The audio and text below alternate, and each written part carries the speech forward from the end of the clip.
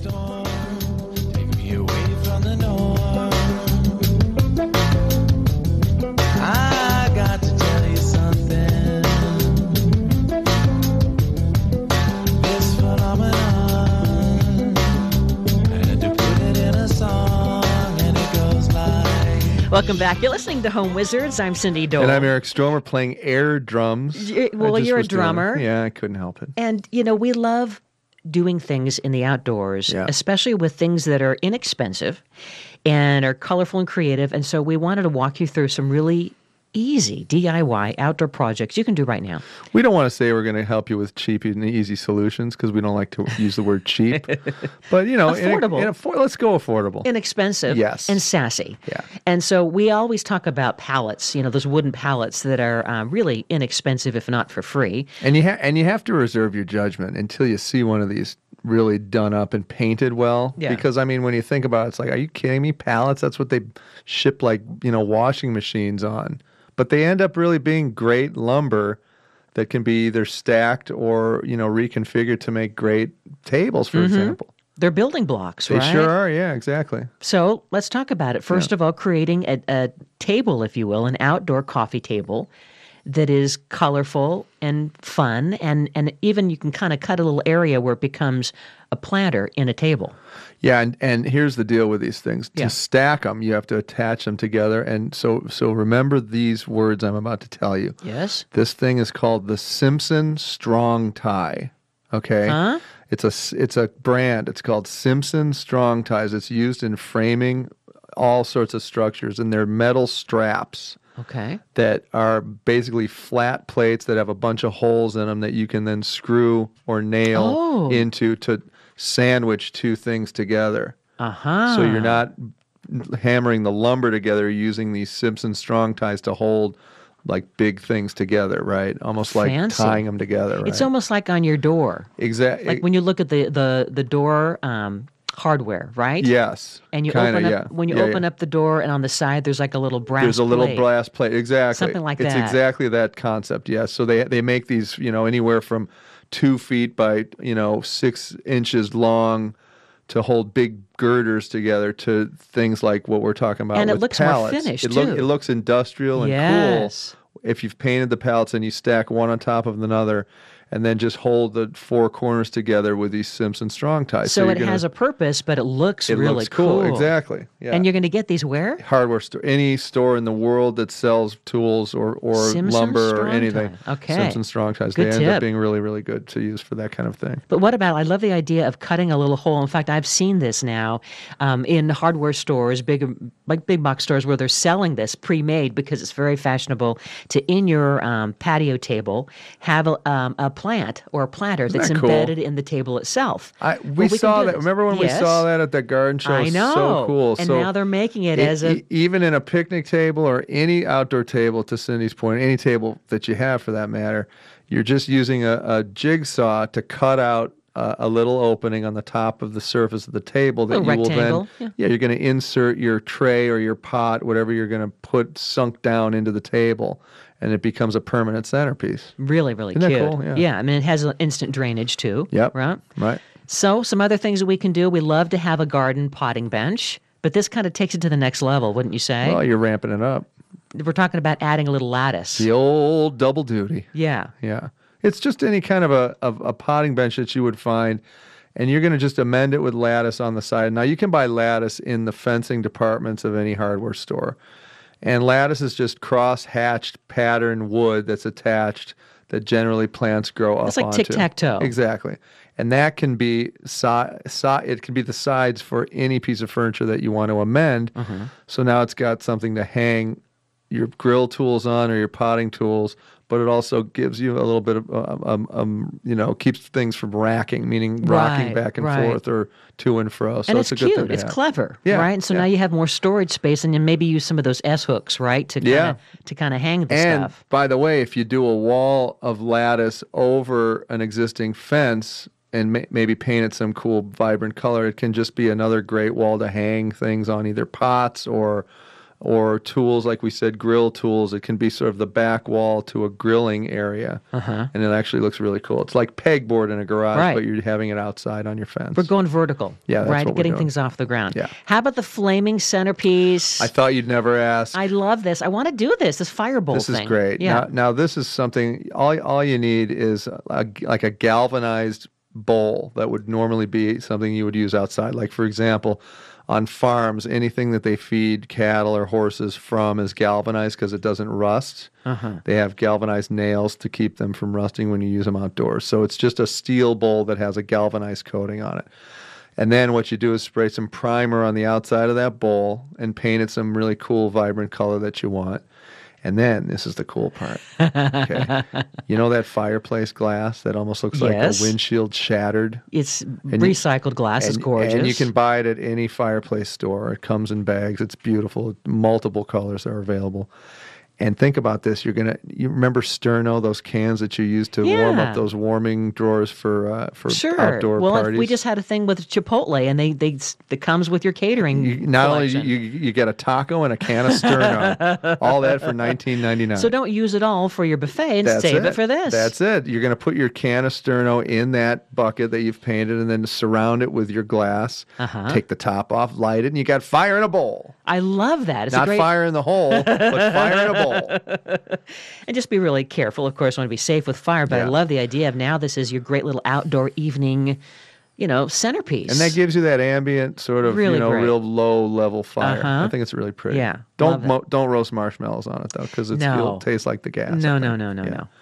no. What about something like a fancy fence? Again, back to the fence on the outside. Why do we all think that we just have to have our yards surrounded by a drab-looking fence when you could take any colors of paint that you can imagine and do some random different slats, different colors that look washed out? The key, I think, is to do it so it looks washed out, not vibrant, brand new paint color, but Muted. more like muted colors that almost look like stain. Yes. And so to that point, get stain or very, very thinned out paint, and then just paint each individual slat. For example, one slat would be white, one would be tan, one would be a blue, one would be a green, and then maybe two whites, and then maybe a brown. And then, so it's randomized, not so perfect. It ends up looking really kitschy and cute. And then to that, you can add your shelving, and then your fence wall becomes a utilitarian area on the perimeter of the property instead of just a drab fence.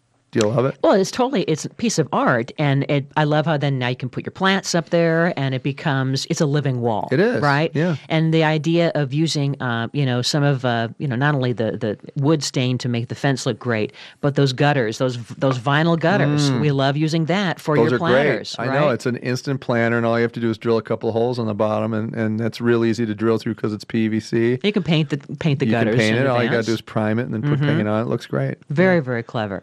How about creating a table where basically it's something as simple as, it's an outdoor cocktail table with kind of a flavor that's rustic but also a little glamorous. You get some of that fencing stuff, that metal hairpin fencing, Oh, yeah, sure. and then you just kind of make a nice little circle of it, and then you would kind of clip the bottom? You would. It can either be. There's a couple of things you could use. They sell this. I think it's called hardware cloth, and they use it for cement when you want to bond cement together. It's this big cross hatch pattern of galvanized steel again. And what you can do is you can cut it to length, and then you're going to make it into a circle. And to bond the two ends together so it doesn't flop open again. Or cut people. Yeah, right? or cut people. You want to just use baling wire, and you can twist tie like you're sealing a plastic bag. By the way, do you notice they don't have regular plastic bags anymore that don't have Ziploc? That's It's true. driving me crazy. Can't find the twisties. I hate it. It's making me nuts. Anyway, you're going to just use baling wire to twist tie those together, and then have the twist tie aspect to it going on the inside so it doesn't cut anybody. And then inside of that, you could do river rocks. You could do shells. You could do balls. You could do Billiard balls. whatever you can think of. You could put on the inside, and then just a piece of glass on top. I love that idea. Right? Yeah. Cheap, easy, great. Very, very creative too, and it just kind of makes a nice little statement little side table when you're sitting out there. And I don't mean cheap, even though I said it. No, I mean no. affordable. Thank you. In a Nordstrom's way. That's right. How about Yeah. the idea of getting a salvaged a burlap bag and a cardboard box? I've seen this done. It gives it kind of a kitschy, from kitchen to outdoors, That's from outdoor cute. to kitchen Yeah, look. yeah, yeah. And you can basically transform like the little mini garden area with herbs and tomatoes, and you just kind of split the burlap bag at the seams, and then you piece it together to fit around this box, and then you kind of connect it to create this little overflowing, It lovable. looks like a grocery bag full of like you just came home from the bountiful farmer's things. market. I know, with right? basil, that didn't cost you anything. No. I would say that's cheap. Anyway, we have some more great ideas to kind of perk up your life, some DIY outdoor projects to create right now. Eric Stromer, Cindy Dole, you're listening to Home Wizards.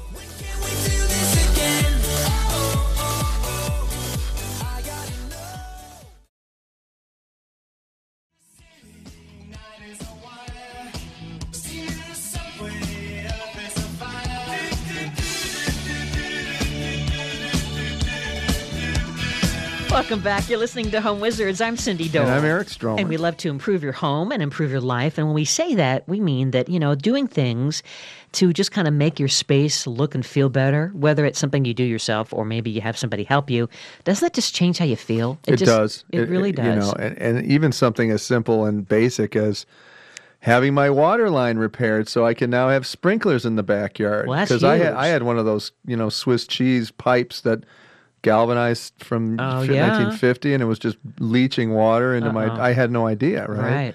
My water bill went from like $300 a month down to like $1, Great. just because stuff like that. So yeah, it makes you feel good whether it's cosmetic or functional. It's all good. Money saving. Yep. So we're thinking about some fun and easy things you can do right now as an outdoor project. Okay, you might say, I'm not very handy, but that's all right. Just kind of take that out of your head for just a moment. Sure. Because we want you to have a really good-looking piece of furniture as your family table, and this is something that I know you, Eric, when you go to these hardware stores or the lumber yards, it's amazing how quality pieces of wood can really inexpensively now become a almost designer-looking piece of art. Absolutely. And think about this, for example. Most tables that you see that are long, beautiful wood tables are basically pieces of wood that have been glued or laminated together side by side with clamps, and then they get sanded down, and there's a beautiful finish that goes on it, and somebody builds some legs, and that's it, and they're $5,000, right? Yeah. You can do the exact same thing with 4x4 posts, for example, 4x4 by 8 foot long. You instantly have an 8-foot table. Just imagine, those all on the ground next to each other longwise, and you just use carpenter's glue. And you just push them together, and you get a set of clamps that go that wide, where you can rent those at any tool rental place, and they open up, and then you just crank them down a little bit, let it dry, sand it down, put a base on it. You can either do cinder blocks, or you could do sawhorses if you wanted. Mm-hmm. It doesn't really matter if it's an outdoor table. You've got an instant wood, beautiful tabletop. And then the sky's the limit. If you want to do something that like an Ipe wood that's like really beautiful and expensive and works outside, just like Bamboo. teak wood, any kind of wood you can imagine, you're doing the exact same thing. It's just gluing wood together side by side, laminating it, and then clamping it and letting it dry, sanding it, finishing it with some kind of a stain, and then a coating. That's it, done. And are you a fan of those decking screws? Sure. Do you like that? Yeah, those are great too. That gives you a different look. Uh-huh. You'll see the screw heads, but yes, they're great. Kind of industrial looking, Yeah, it's right? cool. Or what about using these tall clay chimney flue liners as your base? Those are great. For the table base. And again, those are impervious to the moisture from outdoor stuff. So yeah, they're great. And you just set them on end and then put the tabletop on top of that. I mean, you've and got a then you have table. the pride of saying, not only are these delicious hamburgers things that I've grilled, I also made this tabletop. And I made it for maybe, what, $500? Maybe 500. Done. People are going to they'll get up from the table and walk away and go, I'm incensed. This is not fair. You're a genius. Make me one Make me next. one now. Yeah. How about the idea of creating a garden shed that looks like a cute little miniature house that's an area to stash your supplies? I mean, you have this little back barn area. Yes. But don't you also have a little side shed? I made a little side shed, Yeah. and you can either buy these as kits. Uh-huh. There are companies like Tough Shed that make Right. these things, and the footprint I think goes from 4x4 all the way up to 16 by 32 or something, but they can be as big or small as you want.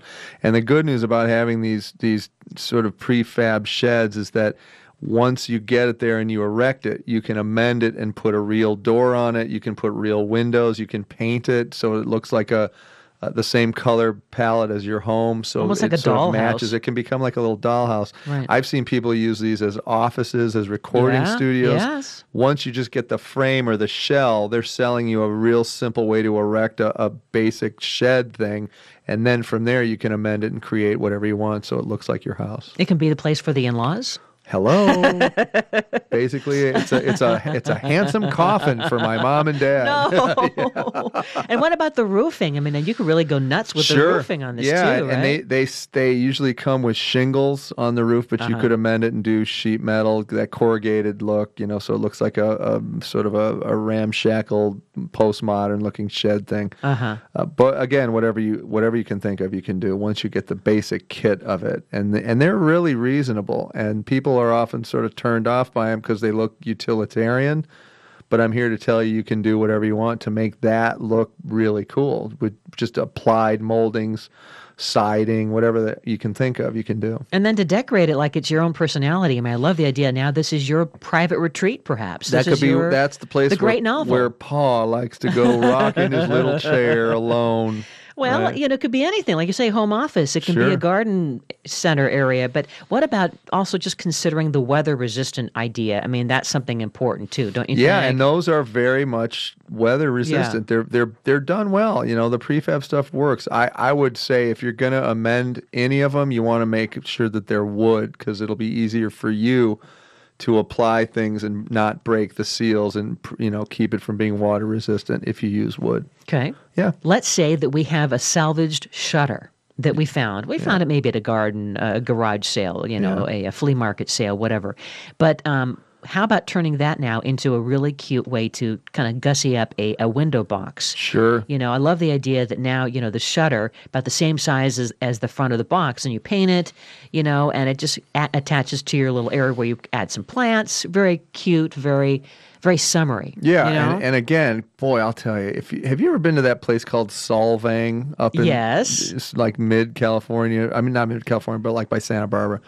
It ends up it's like a little Swiss village, and the reason all those houses look the way they do is because they've got great window boxes and shutters, and it's part of that architectural style. Very warm. And again, to your point, these window boxes, if they're faced with any material you can think of, they can be really whimsical and beautiful. So you just use the box itself, if it's wood, as the base for you to then apply wood molding or panel or shutters or whatever you can think of, then it looks really cute. I'm a fan of the concrete pavers. Yeah. Do you love them? Love them.